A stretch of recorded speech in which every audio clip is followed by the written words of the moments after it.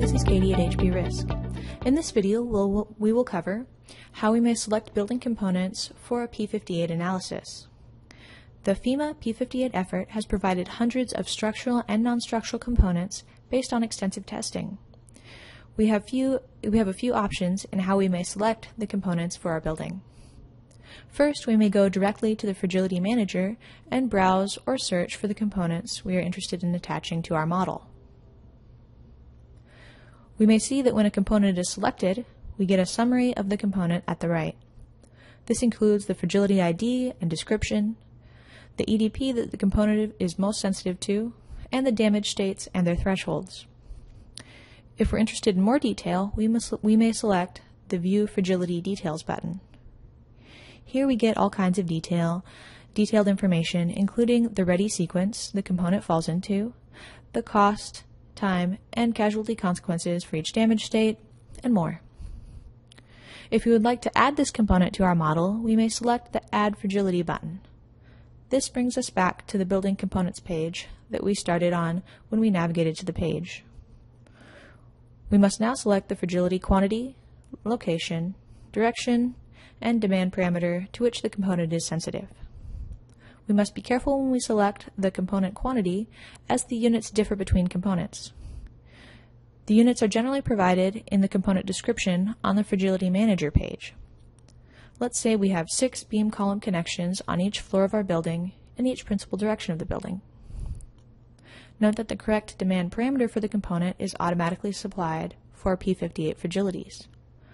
Also, when you've entered all the required information for our component, it no longer shows in pink. The second option to populate a model with P58 fragilities is to use the auto population option.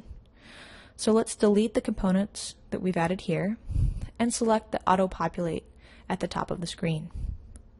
We may choose to auto populate the structural components, the non-structural components, or both. This time we will use both. This brings us to a screen where we can provide more information on our building to dial in the building components that will be populated. We can provide information on the structural and non-structural systems directly. Other factors like the building design date and occupancy that were entered earlier in the analysis are automatically considered to tailor the components to our specific building. This time we'll use the default building information and save.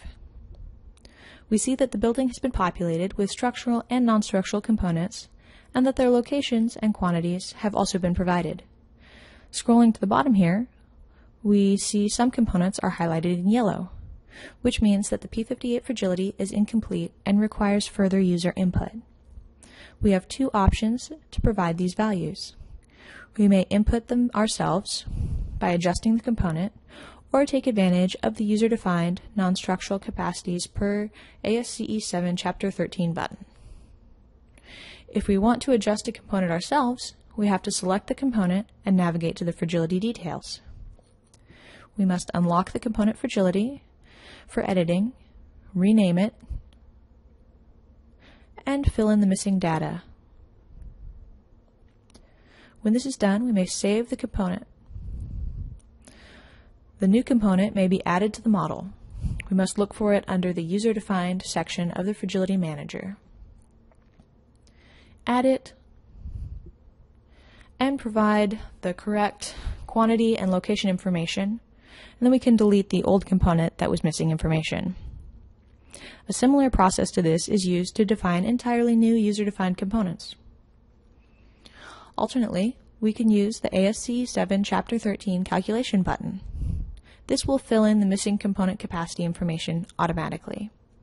It requires nothing more than clicking the button and selecting our results. We see that our component's formerly missing capacities have been completed, and that where appropriate, based on the ASCE 7 Chapter 13, the capacities have been changed individually for each floor. Finally, we may always edit the components included in our analysis, whether we entered them ourselves individually or took advantage of the auto population and Chapter 13 buttons. We may delete components, copy them, adjust their locations, or add entirely new components at any time. Thank you for spending your time with me on this video. In it, we have covered how to attach P58 components to our building models and how to adjust these components if needed.